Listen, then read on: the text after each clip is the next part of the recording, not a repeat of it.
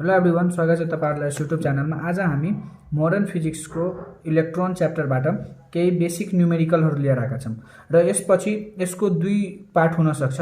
र पहिलो पार्टमा आज केही बेसिक न्युमेरिकलहरु हेर्छौं र अर्को पार्टमा मिलिकन्सको जे थम्सनको अनि अरु केही इम्पोर्टेन्ट जस्तै इलेक्ट्रोन बीम, इलेक्ट्रोन एक्सिलरेट गर्दाखेरि इलेक्ट्रिक फिल्डमा एउटा इलेक्ट्रोनलाई मुभ गर्दाखेरि त्यस्तो टाइपको न्युमेरिकलहरु हेर्छौं। र आजको न्युमेरिकलमा यति फर्मुलाहरु याद गर्न र यति फर्मुलाहरु बुझ्न आवश्यक छ, किनभने यो फर्मुलाहरु बिना यो न्युमेरिकलहरु सल्भ हुँदैन। त्यही भएर यो फर्मुलाहरु तपाईहरु राम्ररी हेर्नु होला र यो फर्मुलाहरु कण्ठ गर्नु होला। जस्तै पहिलो फर्मुला छ kinetic energy gained by a body. सबैलाई थाहै होला काइनेटिक एनर्जीको फर्मुला हुन्छ हाफ mv² र यो equal to work done on electron हुन्छ। त्यही भएर अब र क्वान्टाइजेसन अफ चार्ज क्यू को फर्मुला यो 9-10 देखि नै पढेर आएको कुरा हो। Quantisation of charge Q equal to ne हुन्छ, प्लस माइनस ne। र अर्को force on electron due to magnetic field. यो force on electron due to magnetic field को फर्मुला हुन्छ bev sin थीटा। र यो थीटा तीनवटा केस हुन सक्छ यो थीटाको। जस्तै पहिलो केसमा प्यारलली और थीटा को बराबर थीटा को भ्यालु 180 डिग्री और 0 डिग्री भयो भने, थीटा को भ्यालु 180 डिग्री और 0 डिग्री भयो भने फोर्स इक्वल टु 0 हुन्छ। र जस्तै थीटा को भ्यालु 90 डिग्री और 90 डिग्री भयो भने यहाँ फोर्स इक्वल टु bev अथवा यो फोर्स इक्वल टु bev हुन्छ जब थीटा परपेन्डिकुलरली हुन्छ अथवा थीटा को भ्यालु 90 डिग्री हुन्छ। र यो बाहेक या त थीटा को भ्यालु 180 डिग्री हुँदैन, या त थीटा को भ्यालु 0 डिग्री नभएर, या त थीटा को भ्यालु 90 डिग्री नभएर अरु के डिग्री जस्तै 5 डिग्री, 10 डिग्री, 20 डिग्री यस्तो भयो भने यसको दुईटा केस बन्न सक्छ। एउटा जस्तै यसलाई यो भेक्टरली गरेर एउटा bev sin थीटा र एउटा bev cos थीटा, त्यो अर्को अब त्यो थ्योरी पार्टमा पढ्नलाई हो र त्यो थ्योरीमा बुझ्न सकिन्छ। र यो न्युमेरिकल गर्दाखेरि अब हामी त्यस्तो केस आयो भने हामी त्यो हेर्छौं न्युमेरिकलमा। त्यस्तै अब जस्तै यहाँ वर्क डन अन इलेक्ट्रोन को फर्मुला हुन्छ ev, यानी कि e मतलब इलेक्ट्रोन को चार्ज अनि v भनेको पोटेन्शियल डिफरेन्स। त्यस्तै मास अफ एन इलेक्ट्रोन को भ्यालु हुन्छ 9.1 × 10⁻³ kg। यो भ्यालु याद गर्नै पर्छ। र अर्को charge of electron E equal to 1.6 × 10⁻19 कलम हुन्छ। त्यस्तै गरी यो सेन्ट्रिपिटल फोर्स, अब सेन्ट्रिपिटल फोर्स हामीले 11 क्लासमा पढेका थियौं। सेन्ट्रिपिटल फोर्स को फर्मुला हुन्छ mv²/r। र त्यस्तै गरी करेन्ट I को फर्मुला हुन्छ q/t र यसलाई अब q लाई ne/t लेख्न सकिन्छ। त्यस्तै गरी अब force exerted on the surface को फर्मुला हुन्छ change in momentum upon time. यसको पनि एउटा न्युमेरिकल हेर्छौं, त्यसमा हेर्छौं कस्तो। त्यही भएर यो यति फर्मुलाहरु, यो धेरै इम्पोर्टेन्ट फर्मुलाहरु छ र यही फर्मुलाहरुको प्रयोग गरेर हामी केही न्युमेरिकलहरु सल्भ गर्छौं। र आज त्यो न्युमेरिकलहरु मात्र यसमा हेर्छौं र अर्को नेक्स्ट भिडियोमा यसको अर्को पार्टमा हामीले त्यो न्युमेरिकलको जे थम्सन र मिलिकन्सको अझै त्यस्तै त्यो न्युमेरिकलहरु हेर्छौं। त्यही भएर आज यो बेसिक फर्मुलाको डिपेन्ड गरेर, बेसिक फर्मुलाको युज गरेर त्यो न्युमेरिकलहरु सल्भ गर्छौं र नेक्स्ट भिडियोमा जे थम्सन र मिलिकन्स ओइल ड्रप एक्सपेरिमेन्टको भिडियोहरु हेर्छौं। र अब स्टार्ट गरौँ। पहिलो हाम्रो क्वेशन छ an electron is accelerated through a potential difference of 2000 volt and then it enters a uniform magnetic field of 0.02 Tesla in a direction perpendicular to it, यानी कि theta equal to 90 degree perpendicular डाइरेक्सनमा। Find the radius of a path of an electron in the magnetic field. यहाँ अब radius निकाल्नु पर्छ, electron को radius magnetic फिल्डमा के छ त्यो निकाल्नु पर्छ। र दिएको के छ भने यहाँ mass of an electron m 9.1 × 10⁻31 kg।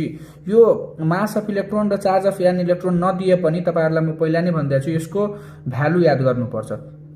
त्यही भएर यो क्वेशनमा दिएको छ mass of an electron m equal to 9.1 × 10⁻31 kg र charge of an electron E equal to 1.6 × 10⁻19 कलम। र अब यसलाई सल्भ गरौँ। जस्तै पहिला दिएको के छ त्यो हेरौँ।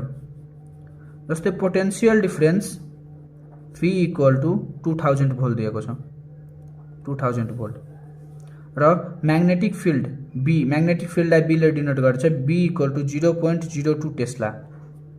र mass of electron m equal to दिएको छ 9.1 × 10⁻³ kg र इलेक्ट्रोनको चार्ज E इक्वल टू दिएको छ 1.6 × 10⁻19 कलम। त्यस्तै अब र रेडियस निकाल्न भनिरहेछ।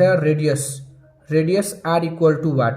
अब रेडियस निकाल्नु पर्यो भने तपाईहरुलाई मैले सुरुमै एउटा फर्मुला भनिदिएका थिए, जस्तै kinetic energy of an electron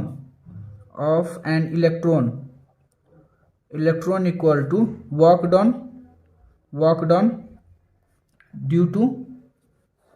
done on electron. किनभने यहाँ भनिरहेछ an electron is accelerated through, यानी कि यो इलेक्ट्रोनले जति काइनेटिक इनर्जी गेन गर्छ, gain in kinetic energy of an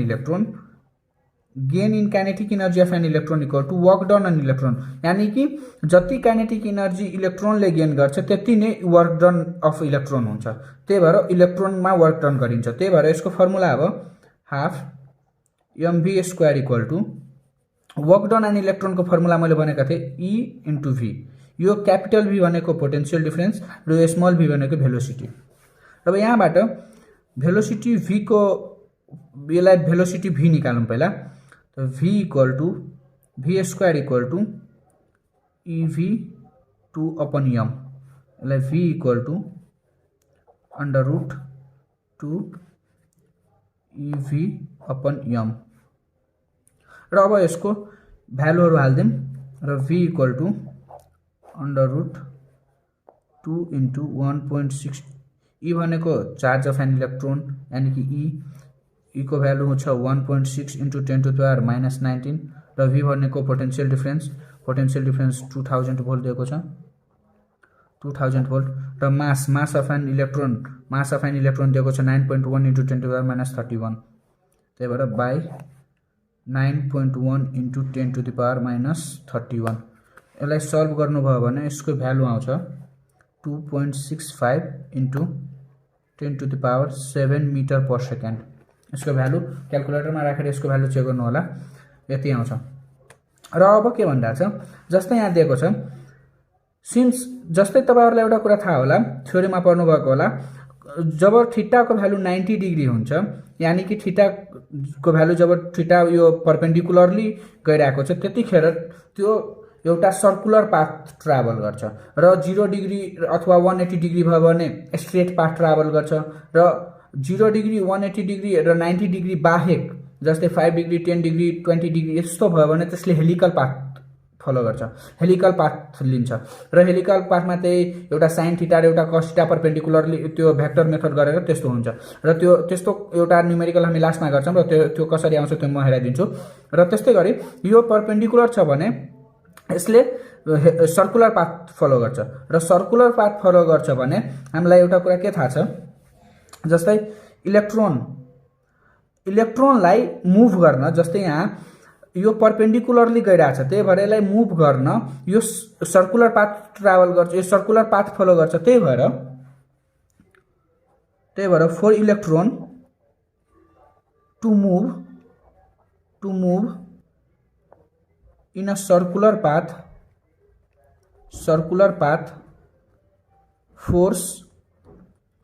force due to magnetic field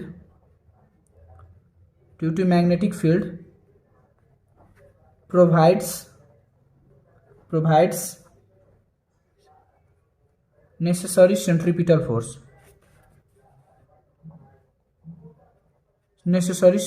force। जस्तै हामीले 11 क्लासमै पढेका थियौं, जस्तै कुनै पनि इलेक्ट्रोनलाई अथवा कुनै पनि अब्जेक्टलाई सर्कुलर पाथमा मुभ गर्नलाई त्यसलाई एउटा सेन्ट्रिपिटल फोर्स चाहिन्छ र त्यो सेन्ट्रिपिटल फोर्स यहाँ म्याग्नेटिक फोर्सको बराबर हुन्छ। त्यही भएर centripetal force equal to magnetic force हुन्छ। जस्तै यहाँ magnetic force equal to centripetal force र म्याग्नेटिक फोर्स को हामीलाई फर्मुला थाहा छ, magnetic force equal to BeV sin theta र sin थीटा थीटा 90 डिग्री भयो भने sin theta equal to 190 degree sin 90 degree बराबर 1 हुन्छ। त्यही भएर BEV equal to centripetal फोर्सको formula मैले बनाएको थिएँ mv²/r। र अब यो v र यो स्क्वायर v वाला कट्यो र बाँकी अब r निकाल्नु पर्यो भने r equal to mv/b cross multiplication गरिदिने र मास दिएको छ 9.1 इन्टु 10⁻−31 इन्टु भेलोसिटी।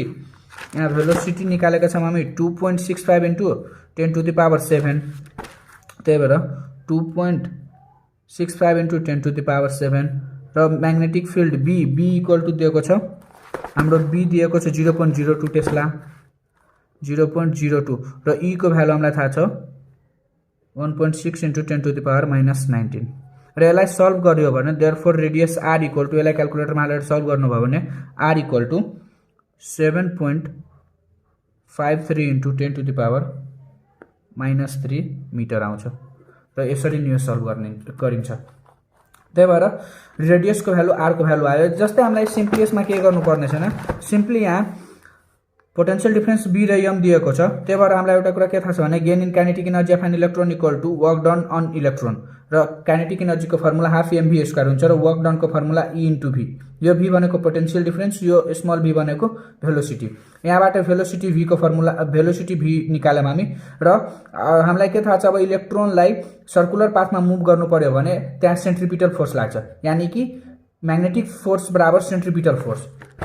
त्यही भएर यहाँ magnetic force equal to centripetal force र म्याग्नेटिक फोर्सको फर्मुला हामीलाई थाहा छ BEV sin थीटा र BEV sin थीटा र यहाँ perpendicularly theta equal to 90 degree छ। त्यही भएर sin 90 इक्वल टु 1 हुन्छ र BEV इक्वल टु mv²/r यति आयो। र अब योबाट r को भ्यालु निकाल्नु पर्यो हामीलाई र r क्रस मल्टिप्लिकेसन यहाँ गरिदिने r इक्वल टु mv/be र मासको भ्यालु हामीलाई थाहा छ।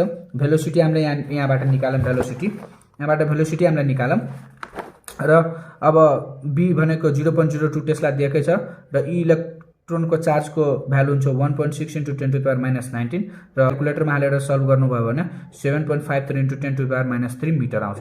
यसरी नै यो हाम्रो सल्भ हुन्छ। अब सेकेन्ड न्युमेरिकल हेर्छौँ। जस्तै यहाँ दिएको छ a beam of electron is injected into an electric field of यति and a magnetic field of 10 gauss at right angle to each other and also perpendicular to the direction of the motion of the electron, the beam remains undeviated. What is the velocity of electron beam? र यो हामीलाई यो question हेर्दाखेरि हामीलाई के cross फिल्डको याद आउँछ। जस्तै क्रस फिल्डमा के हुन्छ, इलेक्ट्रिक फिल्ड र म्याग्नेटिक फिल्ड दुवै एकैचोटि लगायो भने जुन इलेक्ट्रोन हुन्छ त्यो इलेक्ट्रोन बीम अनडेभिएटेड हुन्छ, यानी कि त्यसले केही डेभिएसन लिँदैन। त्यही भएर यसमा simply electric field equal to magnetic field आउँछ। यसमा गिभन के छ त्यो हेरौँ। जस्तै E इक्वल टु यति दिएको छ र अब दिएको छ magnetic field B equal to 10 gauss दिएको छ र हामीलाई एउटा कुरा के थाहा छ भने 1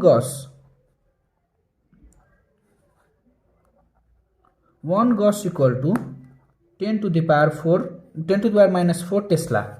यो हामीलाई यो कन्भर्जन छ गस टु टेस्ला। त्यही भएर 1 गस इक्वल टु 10⁻⁴ टेस्ला हुन्छ। त्यस्तै 10 गस इक्वल टु 10 इन्टु 10⁻⁴ टेस्ला, यानी कि यसलाई 10⁻³ टेस्ला यस्तै लेख्न सकिन्छ। त्यही भएर अब निकाल्न के भन्छ, यहाँ भेलोसिटी v भन्छ, v equal to what, velocity of an electron beam equal to what. र मैले भने अनुसार हामीलाई यहाँ क्रस फिल्डमा जस्तै इलेक्ट्रिक फिल्ड र म्याग्नेटिक फिल्ड दुवै यहाँ पर्पेन्डिकुलर टु इच अदर भनिरहेको छ, direction perpendicular to each other भनिरहेको छ, यानी कि म्याग्नेटिक फिल्ड र इलेक्ट्रिक फिल्ड दुवै एकैचोटि एप्लाई गरिएको छ।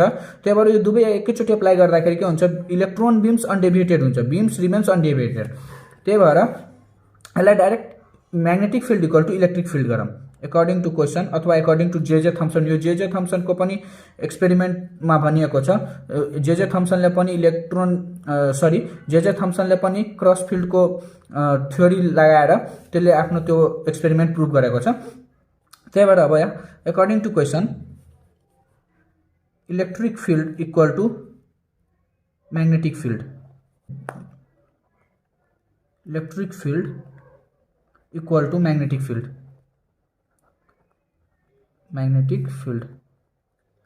र हामीलाई इलेक्ट्रिक फिल्डको फर्मुला थाहा छ BEV साइन थीटा र साइन या राइट एंगल भन्दा चाहिँ यानी कि 90 डिग्री भयो magnetic field sorry electric field भनेको ई स्मॉल ई यानी कि चार्ज अफ इलेक्ट्रोन र कैपिटल ई र इलेक्ट्रिक फिल्ड को र मैग्नेटिक फिल्ड को फर्मुला बीईवी साइन थीटा र B E V sine theta sine 90 degree sine 90 यहाँ राइट एंगल में magnetic field at right angle भन्दा चाहिँ यानी कि साइन 90 डिग्री 90 साइन 90 भनेको 1 त्यही भएर ई इक्वल टू बीईवी र अब योबाट हामीले भेलोसिटी v को फर्मुला भेलोसिटी v निकालौं र यो e ले यो e काटिन्छ त्यही भएर v equal to e by b र e हाम्रो दिएको छ 10 टु द पावर 3 र b दिएको छ हाम्रो 10 टु द पावर -3 यानी कि यसलाई therefore velocity v equal to 10 to the power 6 र भेलोसिटी को युनिट मिटर पर सेकेन्ड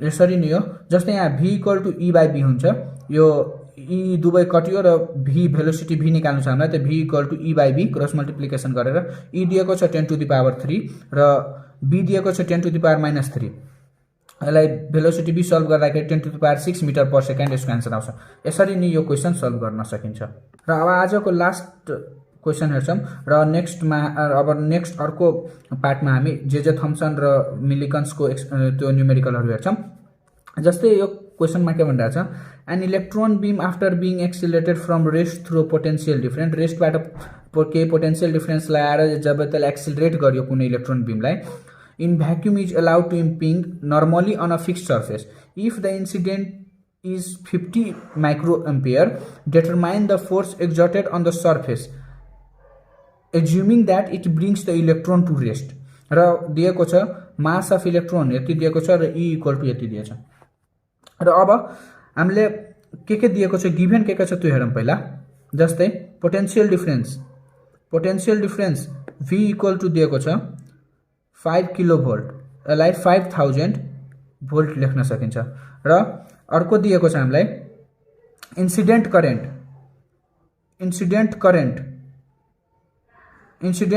दिएको छ I इक्वल टु दिएको छ हामीलाई 50 माइक्रोएम्पियर र यसलाई 50 into 10 to the power -6 ampere 50 into 10 to the power -6 ampere माइक्रोएम्पियरलाई एम्पियरमा चेन्ज गर्दाखेरि -6 ले र यसलाई लेख्ने यस्तो लेख्नु छ 5 into 10 to the power -5 ampere र दिएको छ इलेक्ट्रोन दिएको छ इलेक्ट्रोन चार्ज अफ इलेक्ट्रोन दिएको छ र मास अफ इलेक्ट्रोन दिएको छ र अब हामीलाई फेरि सेम टु सेम जस्तै since gain in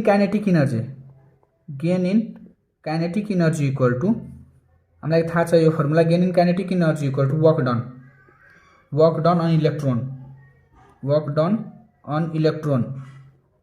done on electron त्यस्तै गेन इन काइनेटिक एनर्जी को फर्मुला अब हामीलाई हाफ mv² र वर्क डन अन इलेक्ट्रोन को formula E into capital V र यसबाट भेलोसिटी v निकाल्यो भने हामीले क्रस मल्टिप्लिकेसन गरेर 2ev अपन m र अब सबैको भ्यालु हाल्दियौं जस्तै 2 इन्टु e को भ्यालु छ 1.6 इन्टु 10 टु द पावर -19 र क्यापिटल V दिएको छ हामीलाई 5 किलोभोल्ट अथवा 5000 भोल्ट 5000 र मास m दिएको छ 9.1 इन्टु 10 टु द पावर -31 र यसलाई क्याल्कुलेटरमा हालेर सल्भ गर्नुभयो भने यसको भ्यालु आउँछ 4.19 into 10 to the power 7 metre per second र अब भेलोसिटी हामीले निकालौं र यहाँ करेन्ट दिएको छ हामीलाई इन्सिडेन्ट करेन्ट दिएको छ र मैले तपाईलाई फर्मुला भनेको थिएँ सुरुमा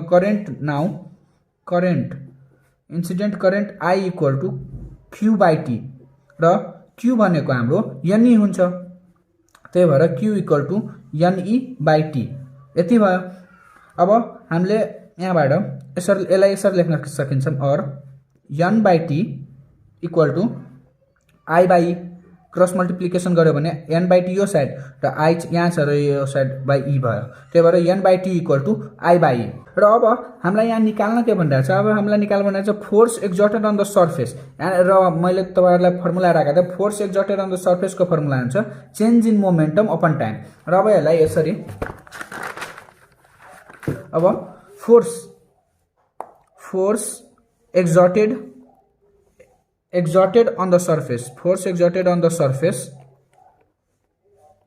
exerted on the surface को फर्मुला हुन्छ change in momentum change in